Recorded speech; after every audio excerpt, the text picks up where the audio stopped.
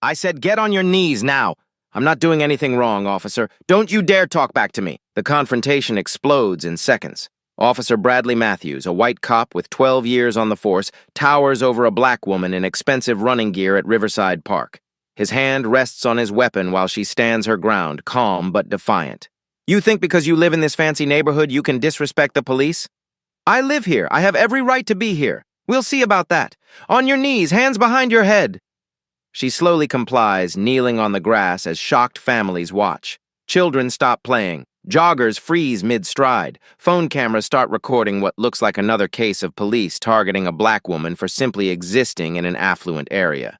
But something in her eyes suggests this isn't what it appears to be. While Matthews savors his moment of power, the woman's expression holds a secret that will soon turn this entire situation upside down. Have you ever watched someone underestimate their opponent so completely that it destroyed their entire world? 3 months earlier, FBI Director Camille Washington sat in her secure conference room, studying a thick file marked Operation Clean Sweep Officer Bradley Matthews. Photographs, financial records, and witness statements cover the table like pieces of a complex puzzle. Matthews thinks he's untouchable, Camille tells her investigation team. Drug money, evidence tampering, witness intimidation, but he has one critical weakness. His ego makes him predictable. Deputy Director Carter leans forward, concern etched on her face. Director, this is unprecedented. You're talking about putting yourself directly in harm's way. Camille's response is measured but firm. Men like Matthews only see what they expect to see.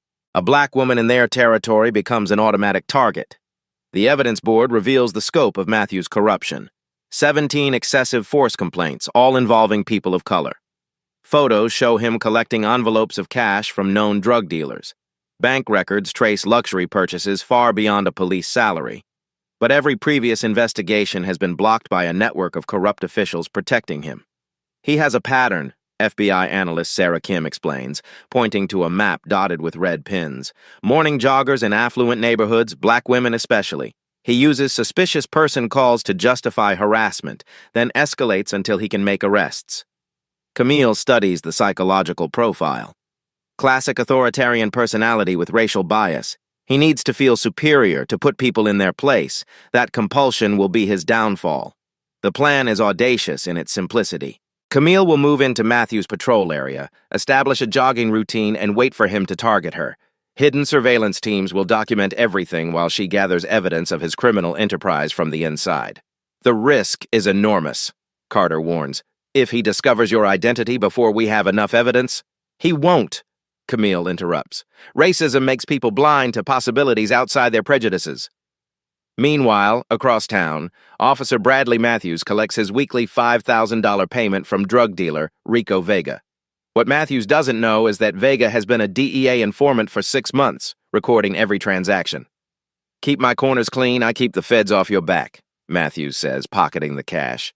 His partner, Officer Tony DeLuca, stands watch while they conduct business in broad daylight. Matthews' arrogance extends beyond simple corruption. He's built a network of dirty cops, crooked lawyers, and complicit supervisors who ensure his crimes never see courtrooms. To him, the badge isn't about serving and protecting. It's a license to take whatever he wants from people he considers beneath him. The FBI thinks they're so smart, Matthews brags to DeLuca later. They'll never touch us. We own this neighborhood. We own the judges. We own the system. But the system Matthews thinks he controls is already closing in around him. Federal surveillance teams photograph every meeting, record every conversation, track every dollar. What feels like absolute power to Matthews is actually a carefully monitored cage, and he's about to walk directly into the trap Camille has set. The final piece falls into place when Camille moves into the luxury condo overlooking Matthews' patrol route. Hidden cameras and recording equipment turn her new home into a command center. Backup teams position themselves in unmarked vehicles throughout the neighborhood. As Camille laces up her running shoes for the first time in enemy territory, she reviews the operation one final time. Every detail has been planned, every contingency prepared for. Matthews has spent 12 years believing he's untouchable.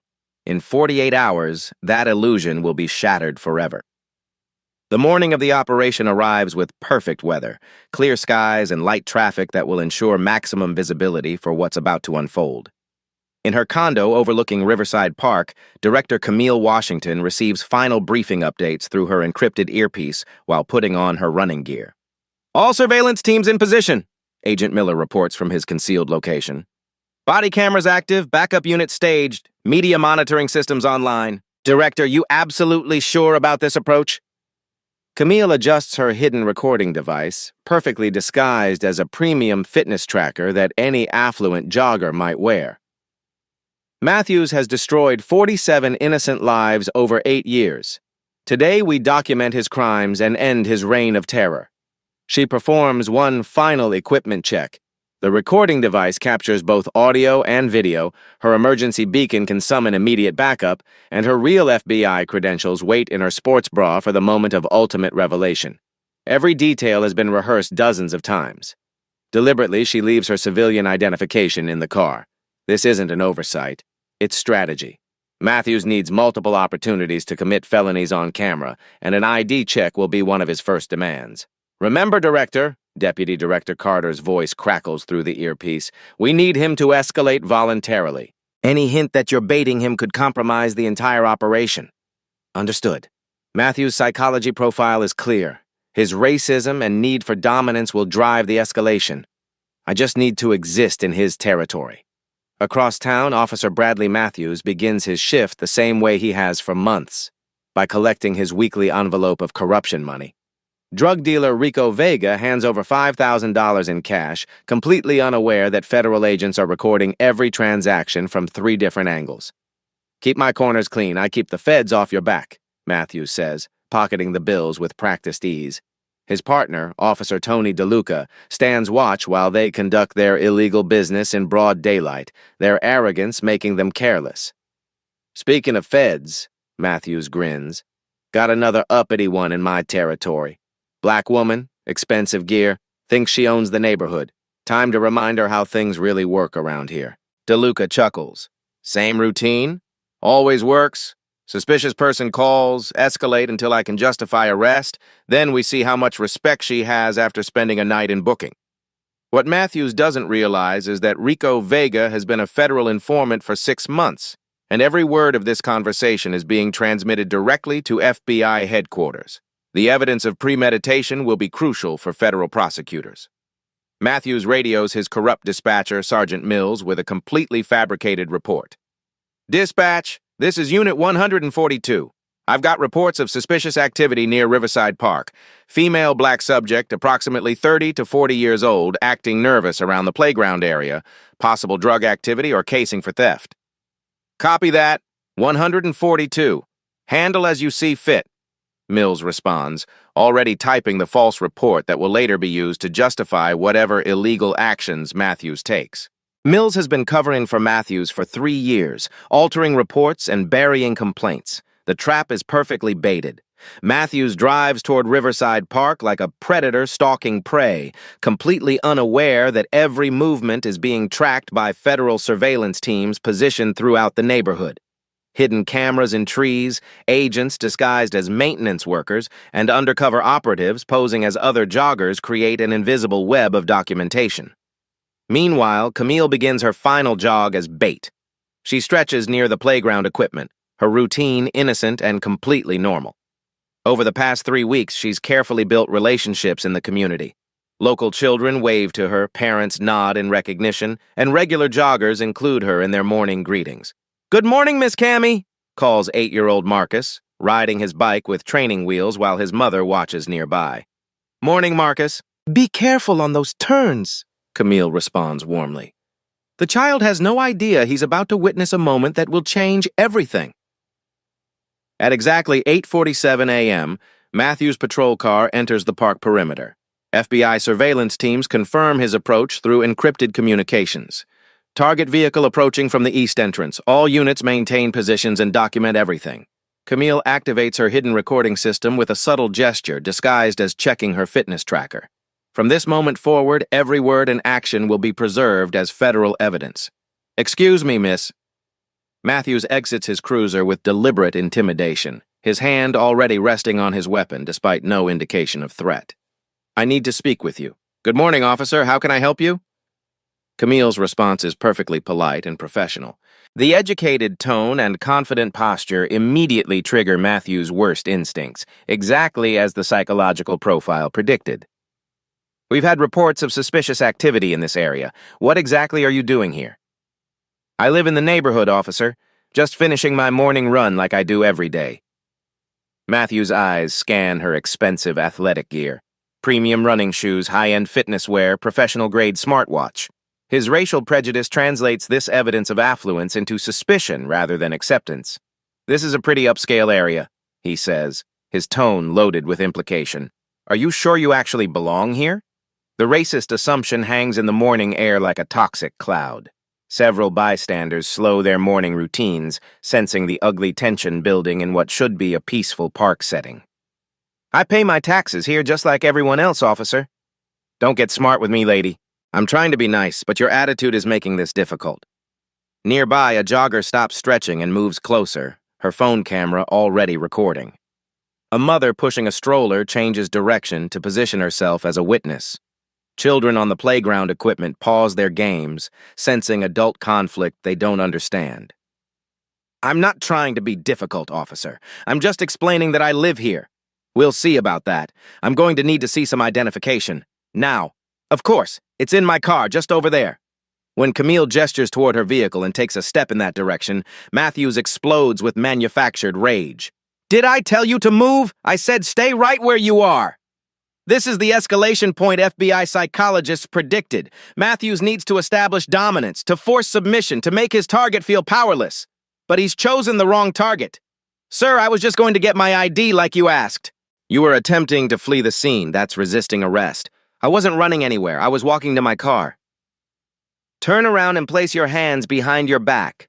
Now." The moment every black person knows arrives. The impossible choice between compliance and resistance, between survival and dignity. Camille chooses the path that serves justice, even knowing it means enduring public humiliation. "Officer, I really haven't done anything wrong. You're resisting a lawful order, and that's a crime in this city." Matthews roughly grabs her arms, forcing handcuffs on despite her complete cooperation. The metal clicks echo across the increasingly silent park as more witnesses stop their morning activities to document this escalating injustice.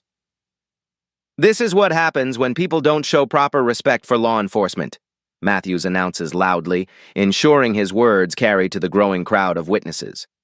But his most degrading act is yet to come. "Get down on your knees!" The brutal command cuts through the morning air like a blade. Children gasp and move closer to their parents. Adults freeze in horror at the public humiliation unfolding before them. "Officer, please, there's no need. I said get on your knees. Don't make me repeat myself." Camille slowly lowers herself to the grass, maintaining as much dignity as possible while kneeling in handcuffs before dozens of witnesses. The image is seared into every phone camera, every witness memory, every federal surveillance device. Matthews towers over her kneeling form, savoring his moment of absolute power.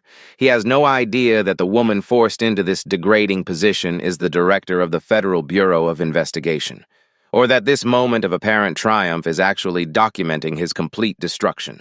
"Maybe this will teach you some humility about how things work around here," he sneers, keeping her in the kneeling position for nearly 3 minutes while additional patrol units respond to his backup request. In those 3 minutes, phone recordings spread across social media platforms like wildfire. #Black woman kneeling begins trending nationally. News outlets start picking up the footage. Congressional offices receive constituent calls demanding investigation. Hidden in the distance, unmarked federal vehicles move into final positions. FBI agents disguised as concerned citizens begin approaching the scene, ready to intervene if Matthews escalates to physical violence. But Camille's subtle hand signals tell them to maintain distance. She needs complete documentation of his criminal behavior. Officer Sarah Carter arrives as backup, immediately recognizing that something is deeply wrong with this arrest. She approaches Matthews quietly. "Brad, what do we have here? What's the probable cause?" "Suspicious behavior, resisting arrest, failure to comply with lawful orders." Matthews rattles off his standard list of fabricated charges. I'm not seeing any evidence of criminal activity. Carter responds carefully, knowing her body camera is recording everything. She was acting nervous, had an attitude, and tried to flee when questioned. Chen looks at the kneeling woman, noting her expensive athletic gear, her calm demeanor, the complete absence of any threatening behavior. This arrest violates every constitutional principle and department policy she's ever learned. As the situation continues, Matthews makes his final fatal mistake. While keeping Camille kneeling, he quietly plants a small baggie of white powder near her water bottle, thinking no cameras can see his movements. Well, what do we have here? He announces, holding up the planted evidence for everyone to see. But federal surveillance cameras capture every frame of the evidence planting. The moment that will send Matthews to federal prison for decades has just been recorded in high definition from multiple angles.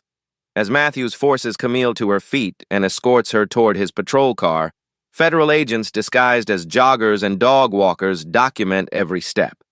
The most powerful law enforcement official in America has just been illegally arrested, and the perpetrator has no idea what storm he's unleashed. The hunter has become the hunted, but Matthews still believes he's won another victory against someone he considers powerless. In less than 24 hours, this delusion will be shattered forever.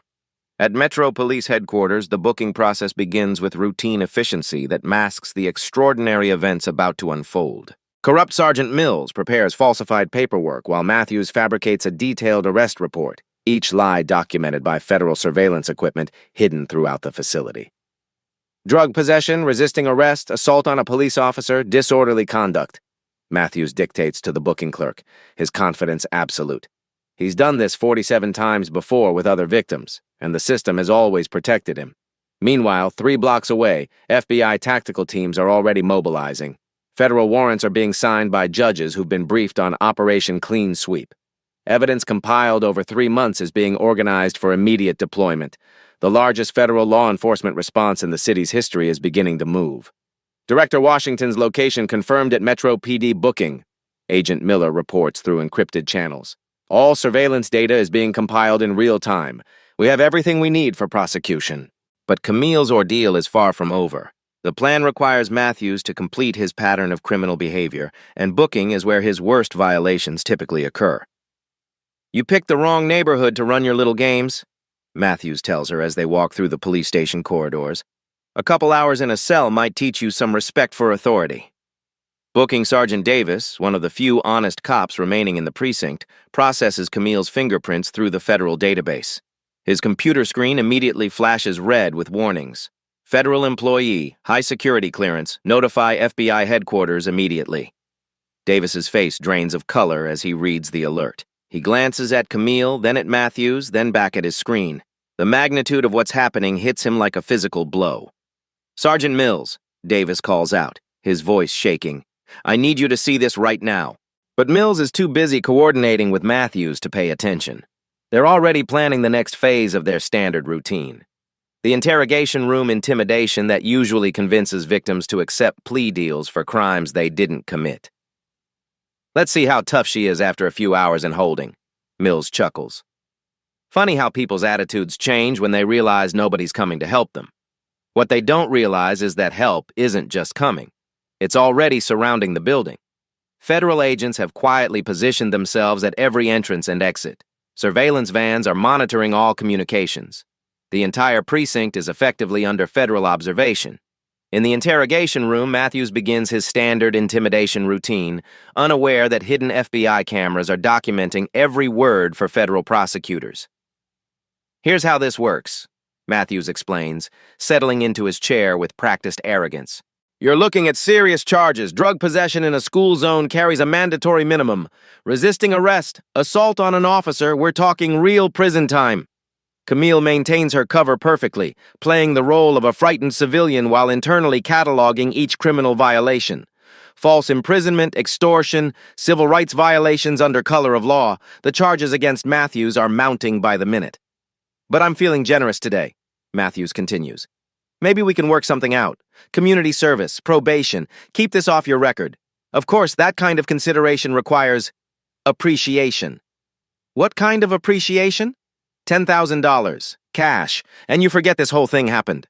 The bribery attempt is captured in crystal-clear audio and video. Federal prosecutors will later call this moment the smoking gun that proved Matthews' systematic corruption. Well, what if I can't pay that much? Matthews leans forward, his true nature fully revealed. Then you'll learn what prison is really like for people who think they're better than everyone else. And trust me, the guards know how to handle attitude problems. The threat of violence while in custody adds another federal charge to Matthews' growing list of crimes. But he's far from finished. Of course, there might be other ways to show appreciation, he suggests, his implication unmistakable. Depends how badly you want to avoid those felony charges. Sexual coercion under color of authority, another federal crime captured on recording. Matthews has no idea he's systematically destroying his own life with every word. Meanwhile, Chief Rivera's phone explodes with calls from federal officials, city council members, and media outlets. The footage from the park has gone viral, generating hundreds of thousands of views and shares across social media platforms. Chief Rivera, this is Deputy Director Carter, Federal Bureau of Investigation. We need to discuss the arrest of one of our personnel immediately. I'm sorry, what? FBI personnel? There must be some mistake. There's no mistake, Chief. Your Officer Matthews has just arrested FBI Director Camille Washington. I strongly suggest you get to your precinct immediately. The phone call that ends careers has just been made.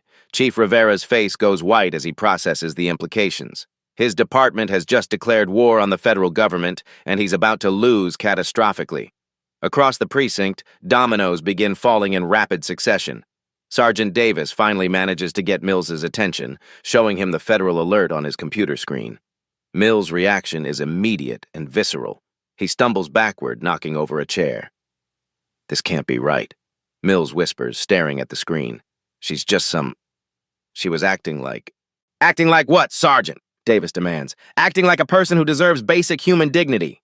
The racist assumptions that drove Matthews' actions are now being exposed throughout the department.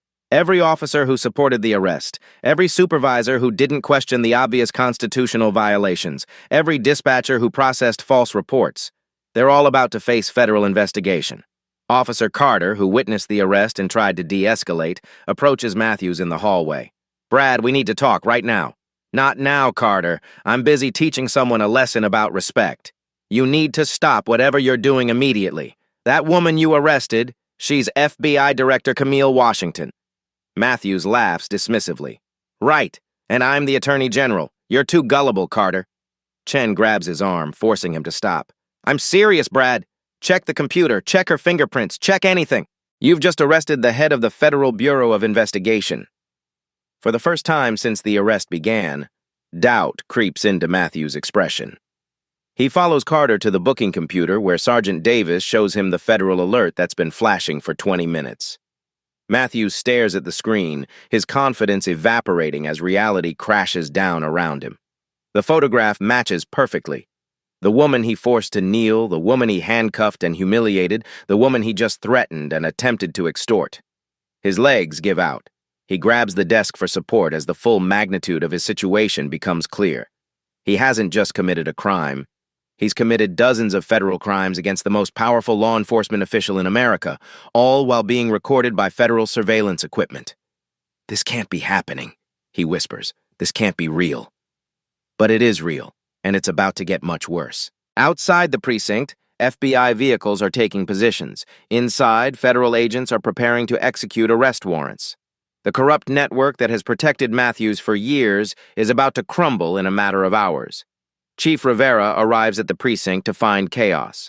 Officers are panicking, supervisors are destroying documents, and the entire command structure is collapsing as everyone realizes they're about to face federal investigation. The hunter has become the hunted, and there's nowhere left to run. In Chief Rivera's office, the moment of truth arrives with devastating clarity. Camille reaches into her sports bra and produces her real FBI credentials, a gold badge and identification card that instantly transforms the entire situation. Director Camille Washington, Federal Bureau of Investigation, she announces calmly, her voice carrying the authority of someone who commands the most powerful law enforcement agency in the world. The revelation hits like a nuclear bomb. Matthews, who moments earlier was savoring his power over a kneeling woman, now stares at credentials that represent everything he's spent his career trying to avoid: federal oversight, real accountability, and justice that can't be bought or intimidated. "This has to be fake," Matthews stammers, his world collapsing in real time. "This can't be real, you're just some—" But Chief Rivera's pale face confirms what Matthews refuses to accept. The chief has seen those credentials before, in federal briefings and joint task force meetings. They're absolutely authentic. "Operation Clean Sweep, Officer Matthews," Camille explains with surgical precision. 3 months of federal investigation into your criminal enterprise. Every bribe, every planted evidence case, every civil rights violation, all documented and ready for prosecution. The pieces start falling into place with horrifying clarity. FBI agent Miller enters the office, no longer disguising his federal authority. Behind him come more agents, each carrying boxes of evidence that represent months of meticulous investigation. "Bradley Matthews, you're under arrest for conspiracy, drug trafficking, extortion, civil rights violations under color of law, and racketeering," Miller announces, producing federal arrest warrants. Matthews' face cycles through disbelief, panic, and desperate calculation. Wait, this is entrapment. You set me up. This whole thing was planned." "Every word you spoke was your choice," Camille responds. "Every action you took revealed your true character. We simply provided the opportunity for you to expose yourself." The scope of the operation becomes clear through rapid revelations that shatter Matthews' understanding of reality. The bystanders in the park weren't random witnesses. They were federal agents documenting everything. The children who waved at Camille weren't just friendly neighbors. Some were family members of FBI personnel, part of her carefully constructed cover identity. Most devastating of all, Rico Vega steps into the office, no longer playing the role of drug dealer. "DEA agent Ricardo Vega," he introduces himself to Matthews' horror. "Thanks for all those recorded conversations about corruption. Federal prosecutors love audio evidence." Matthews literally stumbles backward, his hand reaching for a chair to steady himself. His biggest source of illegal income was federal law enforcement all along. Every bribe, every protection scheme, every criminal conspiracy, all recorded and documented by the very people he thought he was controlling.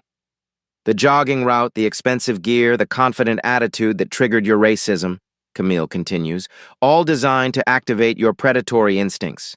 We studied your psychological profile for months. You're remarkably predictable when your prejudices are activated." Deputy Director Carter arrives with additional evidence that transforms Matthews' mounting panic into complete despair. Financial records showing his illegal assets, recorded conversations proving conspiracy, witness statements from his previous victims. The mountain of evidence is overwhelming. 47 victims over 8 years, Carter announces. Drug money totaling $2.3 million. Civil rights violations that will send you to federal prison for decades. The media explosion begins immediately. News outlets across the country pick up the story of an FBI director conducting an undercover operation that exposed systematic police corruption. Social media platforms crash from the volume of shares and comments as the footage goes viral globally. FBI director takes down corrupt cop ring while undercover dominates every news cycle. The story transcends local crime to become a symbol of accountability and justice prevailing over corruption and racism. But the most satisfying moment comes when Matthews finally understands the true scope of his defeat. Officer DeLuca is arrested simultaneously at his home. Sergeant Mills is handcuffed at his desk. The entire network of corruption that protected Matthews for years crumbles in coordinated federal raids. "You recorded everything," Matthews realizes, his voice barely a whisper. "From the very beginning, you were building a case. Every racist assumption, every civil rights violation, every moment you thought your badge made you untouchable," Camille confirms, all documented with federal precision. The internet detectives emerge within hours, analyzing every frame of the viral footage with new understanding. Comments flood social media. "Did you see her check her watch at 2:15? Her calm expression makes sense now. She was in control the entire time." The phrase "getting Washingtoned" enters popular culture immediately, describing someone who underestimates their opponent so completely that it leads to their total destruction. Memes proliferate, showing Matthew's shocked face alongside captions about karma and justice. Meanwhile, the constitutional violations pile up like evidence in a federal courtroom. Illegal detention, racial profiling, evidence planting, bribery, extortion, sexual coercion, each crime captured in high-definition video and audio by federal surveillance equipment. "This isn't just about you," Camille tells Matthews as handcuffs click around his wrists. This is about every person you've terrorized, every family you've destroyed, every community you've traumatized with your badge. The power dynamic has completely reversed. The man who forced a woman to kneel in public humiliation now faces decades in federal prison. The racist who assumed superiority based on skin color discovers that intelligence, preparation, and justice recognize no racial boundaries. As Matthews is led away in federal custody, the true genius of Camille's operation becomes clear. She didn't just catch one corrupt cop. She used his own prejudices and criminal compulsions to expose an entire network of corruption that had operated with impunity for years. The hunter became the hunted, but the prey was actually the predator all along. Within 48 hours of Matthews' arrest, the largest federal corruption investigation in the city's history unfolds with devastating efficiency. FBI raids hit 23 locations simultaneously. Corrupt officers' homes, evidence lockers, safe houses where bribes were stored, and the offices of lawyers who helped cover up crimes for years. The scope of Operation Clean Sweep expands beyond anyone's expectations. What began as an investigation into one corrupt cop reveals a criminal enterprise involving 47 officers, 12 prosecutors, 6 judges, and millions of dollars in stolen drug money flowing through a network that spans the entire justice system across multiple jurisdictions. Matthews sits in federal holding, still wearing his orange jumpsuit, facing FBI interrogators who present evidence so overwhelming that denial becomes impossible. Every conversation recorded, every financial transaction traced, every victim identified and ready to testify in federal court. Let's start with Rico Vega, Agent Miller begins, placing thick audio transcripts on the metal table. 3 years of recorded conversations where you discuss splitting drug money, intimidating witnesses, and planting evidence on innocent citizens. Your own words, Officer Matthews, captured in high-definition audio. The psychological breakdown begins immediately. Matthews, who spent years believing himself untouchable due to his badge and connections, discovers that federal agents documented conversations he'd completely forgotten having. Phone taps, hidden microphones, surveillance footage from locations he thought were secure. Every criminal act preserved for prosecution. We have your bank records showing deposits that exactly match your bribery schedule, Agent Carter continues, spreading financial documents across the table. Luxury car purchases, expensive vacations to Europe, private school tuition for your children, all paid with dirty money while you arrested innocent people for drug crimes you knew they didn't commit.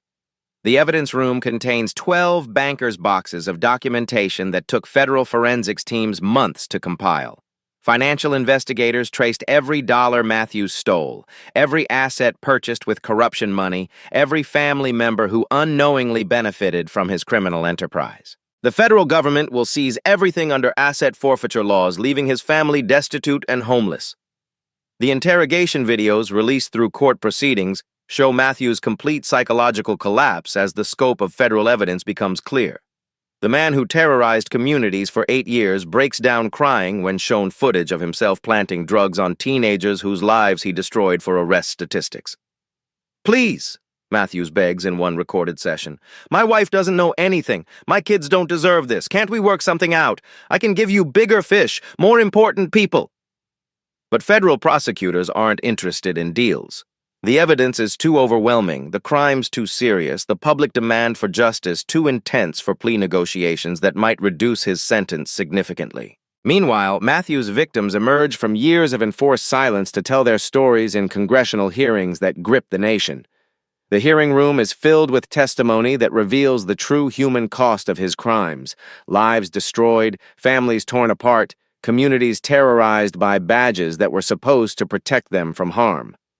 Maria Santos, a single mother Matthews arrested on fabricated drug charges 3 years earlier, addresses the committee with devastating emotional impact. "He planted cocaine in my purse while my children watched from his patrol car. I spent 6 months in jail, lost my job, lost my apartment. My kids went into foster care because Officer Matthews wanted to make his monthly arrest quota look good to his supervisors."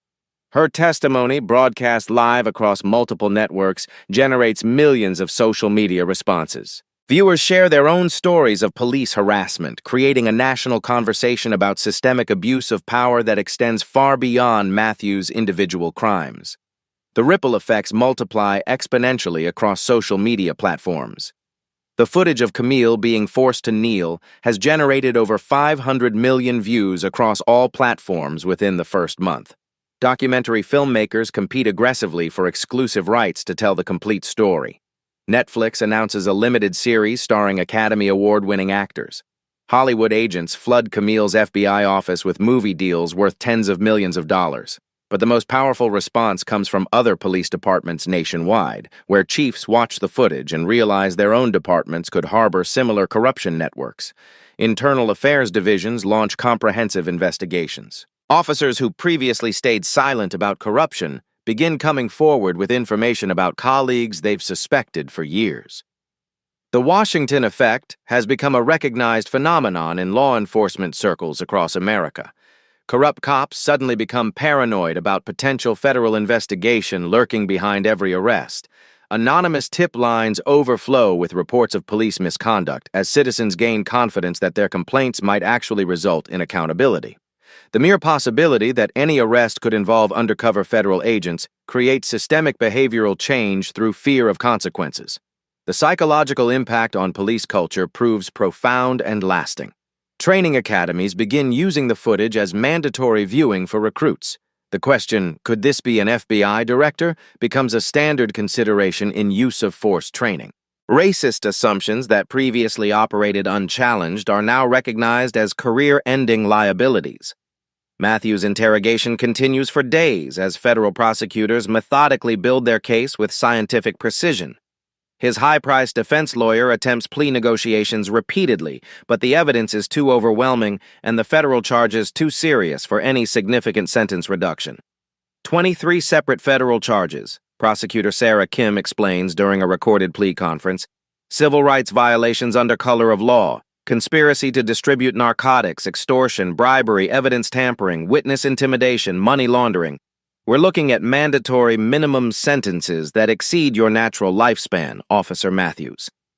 The community response transforms Riverside Park into a powerful symbol of justice and resistance that attracts visitors from around the world. Peaceful demonstrations draw thousands of supporters carrying signs reading, "Justice for Director Washington" and "End Police Terror." The memorial bench where Camille used to pause during her morning runs becomes a pilgrimage site where people leave flowers, personal stories, and drawings from children thanking her for making them feel safe in their own neighborhoods. International media coverage elevates the story beyond American borders, with foreign journalists interviewing experts about systemic racism in American policing. The footage plays in police academies worldwide as a cautionary example of how prejudice and corruption ultimately defeat themselves when confronted with superior intelligence and federal authority. Congressional hearings draw compelling testimony from law enforcement experts, civil rights leaders, constitutional scholars, and former police officers who've witnessed corruption firsthand. The evidence presented leads to bipartisan legislation requiring enhanced federal oversight of police departments with documented patterns of civil rights violations.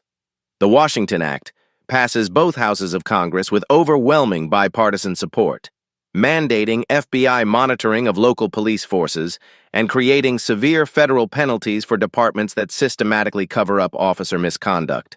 Camille's strategic sacrifice of her own dignity creates lasting institutional change that will protect future generations from police abuse. The psychological profiles of Matthews and his co-conspirators reveal disturbing patterns that extend far beyond individual racism into systemic cultural problems.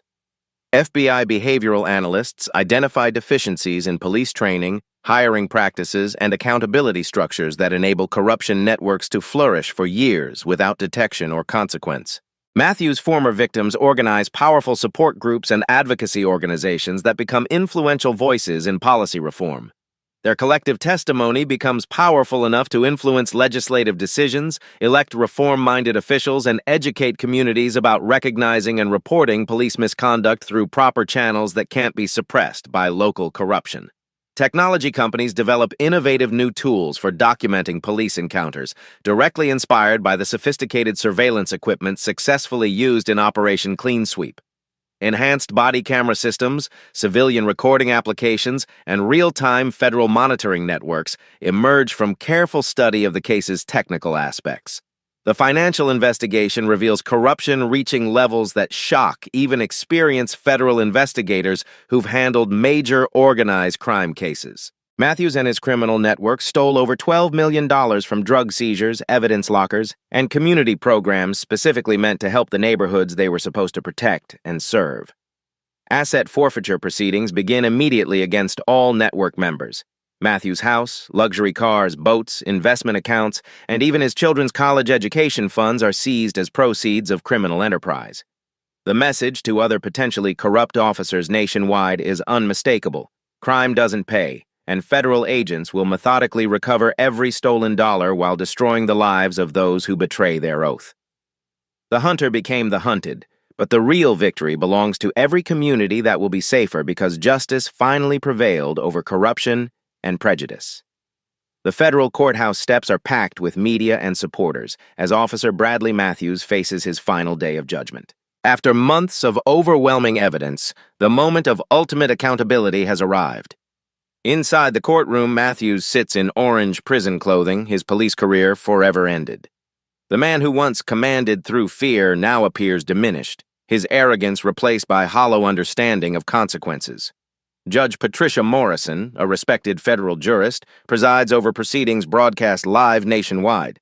The packed courtroom includes Matthews' victims, FBI officials, and journalists documenting this historic moment of police accountability. Mr. Matthews, Judge Morrison begins, you have pled guilty to 23 federal charges, including civil rights violations, conspiracy, extortion, and racketeering. These crimes represent systematic betrayal of your oath to protect and serve. The guilty plea came after defense attorneys realized fighting the evidence would only worsen sentences. Recorded conversations, financial documents, and surveillance footage created an unbeatable prosecution case. Victim impact statements begin with devastating power. Maria Santos approaches the podium, her voice strong despite trauma Matthews inflicted 3 years earlier. Your Honor, Officer Matthews planted drugs in my car while my children watched. I lost my job, my home, my children went to foster care. Today proves justice is possible for people like me. 12 other victims follow with similar testimonies. Lives shattered by false arrests, families destroyed by planted evidence, communities terrorized by corrupt badges. Each story adds weight to federal sentencing guidelines. Director Camille Washington takes the stand in her formal FBI uniform, commanding complete courtroom attention. Your Honor, I didn't seek personal vengeance with Operation Clean Sweep. I sought justice for every person lacking privilege to hold corrupt officers accountable. My brief humiliation served a greater purpose, proving no one is above the law. Her testimony resonates beyond the courtroom through live broadcasts and social media, generating millions of views as dignity triumphs over degradation. Matthews' attorney makes a desperate plea for leniency, arguing systemic problems created his client's behavior. But Judge Morrison's response reflects the severity of constitutional crimes. Mr. Matthews, your actions weren't mistakes. They were deliberate crimes against the Constitution you swore to defend. Evidence shows systematic targeting of minorities and complete disregard for civil rights. The sentence delivers complete justice. Matthews receives 25 years in federal prison without parole, plus 5 years supervised release. Financial penalties include total asset forfeiture and $12 million victim restitution. Furthermore, you are permanently barred from law enforcement, security work, or public trust positions. Your pension is forfeited, and you will register as a convicted felon for life. The gavel falls with finality echoing nationwide. Social media explodes as #justice served trends globally. Footage of Matthews in shackles becomes iconic imagery of accountability prevailing over corruption. Individual justice represents only part of systemic change Operation Clean Sweep initiated. The Washington Act establishes federal oversight of police departments with civil rights violations, mandatory bias training, and civilian oversight boards with real authority. Matthews' co-conspirators face coordinated justice. Officer DeLuca gets 18 years, Sergeant Mills 15 years. The network that protected corruption for years crumbles completely under federal prosecution. Financial restitution provides meaningful compensation to destroyed lives. Families receive funds for legal expenses, lost wages, counseling, and educational opportunities denied during false imprisonment. The cultural impact transforms American understanding of power dynamics. Getting Washingtoned enters permanent vocabulary. describing how prejudice blinds people to opponents' true capabilities. Matthews begins his sentence at maximum security federal prison, where former victims' families find peace, knowing he can never again terrorize innocent people. But the greatest consequence emerges in communities where children no longer fear police. Riverside Park becomes a symbol where families gather without anxiety about harassment or false arrest. The case becomes a required curriculum in law enforcement academies worldwide, demonstrating how corruption defeats itself when confronted with intelligence and accountability. International observers study American police reform efforts inspired by the case. Other countries implement similar oversight programs based on lessons learned from Operation Clean Sweep. The legacy belongs not to Matthews' downfall, but to every community made safer by proof that justice can prevail when good people refuse to accept injustice as inevitable reality. 1 year later, Riverside Park buzzes with the same morning energy, but everything has changed. Families jog together without fear. Children play freely while their parents chat with police officers who now patrol with genuine community partnership rather than predatory surveillance. Director Camille Washington returns to her familiar jogging route, but the experience feels transformed. Officers nod respectfully as she passes. Community members wave warmly, their gestures carrying gratitude that extends far beyond simple recognition. The memorial bench has been replaced with a beautiful monument featuring scales of justice and an inscription, where courage confronted corruption, dignity defeated prejudice, and one person's sacrifice created lasting change for all. The measurable impact speaks volumes about systemic transformation. Police misconduct complaints have dropped 89% citywide. The Washington Institute, Camille's new foundation, has trained over 2,000 undercover investigators across 47 states. Operation Clean Sweep methodology is being implemented in departments nationwide. Matthews serves his federal sentence at a maximum security facility. His story, now taught in police academies, is a cautionary tale about how prejudice and corruption inevitably lead to destruction. His former victims have rebuilt their lives with restitution funds and found healing through advocacy work that prevents others from suffering similar injustice. The viral footage continues generating social change 18 months later. Documentary films, educational programs, and university courses use the case to teach about constitutional rights, systemic racism, and the power of strategic intelligence over brute force. International impact has been equally profound. Police reform movements in 12 countries cite the Washington case as proof that accountability is possible when good people refuse to accept corruption as inevitable. The footage plays in human rights training sessions worldwide. Technology improvements inspired by the operation now protect millions of citizens. Enhanced body cameras, civilian recording apps, and real-time federal monitoring systems create transparency that makes future corruption significantly more difficult to hide. But perhaps the most meaningful change appears in the faces of children who now see police officers as protectors rather than threats.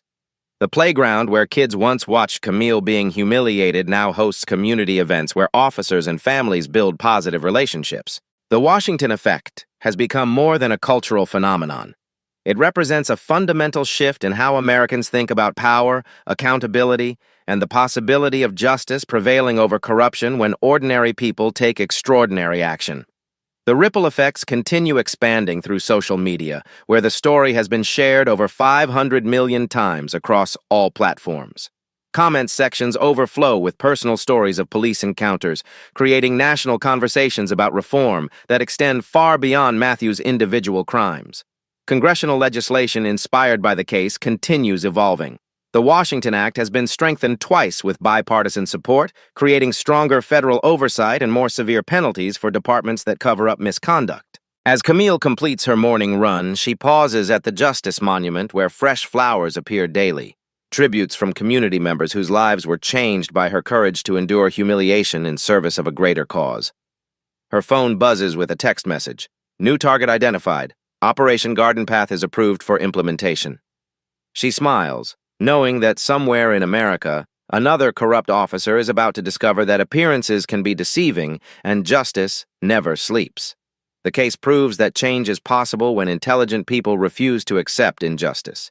It demonstrates that courage doesn't always look heroic. Sometimes it looks like someone quietly kneeling in a park while gathering evidence that will transform an entire system. What would you do if you witnessed injustice that seemed too powerful to challenge? How can each of us contribute to accountability in our own communities? Share your thoughts about creating change through intelligence, courage, and strategic action. Remember that every person deserves dignity, respect, and equal treatment under the law. That's not just an ideal. It's our shared responsibility as citizens of a democracy that only works when good people take action against corruption and prejudice. Subscribe to Black Voices Uncut for more stories proving that justice is possible when we refuse to accept inequality as inevitable. Like this video if you believe accountability should apply to everyone, regardless of their position or authority. The story of Director Washington and Officer Matthews reminds us that power without accountability is tyranny, but intelligence combined with courage can defeat even the most entrenched corruption. Never underestimate someone based on appearance. You never know who might be watching, recording, and ready to serve justice. At Black Voices Uncut, we don't polish away the pain or water down the message. We tell it like it is because the truth deserves nothing less. If today's story spoke to you, click like, join the conversation in the comments, and subscribe so you'll be here for the next Uncut Voice.